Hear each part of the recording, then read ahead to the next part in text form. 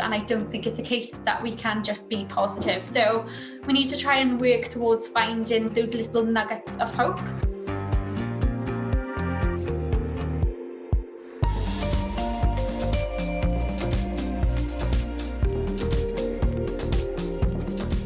We often feel that it's all on us to be able to provide the support for our children and young people.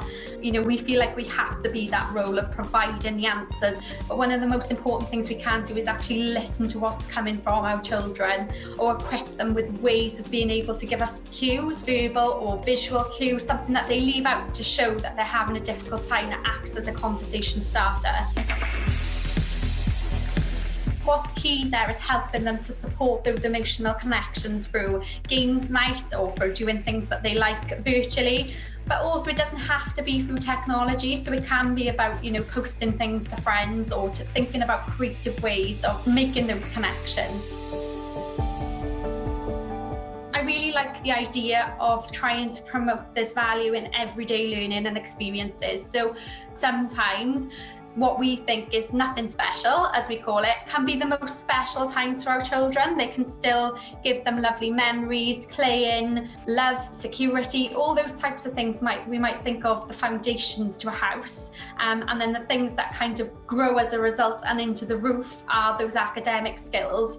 And it's to kind of take some pressure off yourself as a parent care, as well as knowing that that's good enough to focus on in these really challenging times.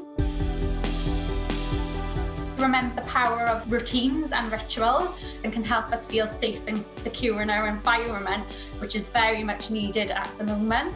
I think it's a word of caution of maybe not trying to be too hung up on what that routine looks like, because that can lead to some sense of feeling not accomplished when things don't go the way that we want them to. If we're looking after our own well-being and our own emotions, that puts us in a much better position to be able to support our children. We can confuse, just having 5 minutes on the toilet in peace or having a shower as great self-care, which it can be, lovely to have, but they are basic things we need and not so much those additional things we need to fill our cup, as we say. There is a concept in psychology called good enough parenting, and maybe it's okay to be just good enough.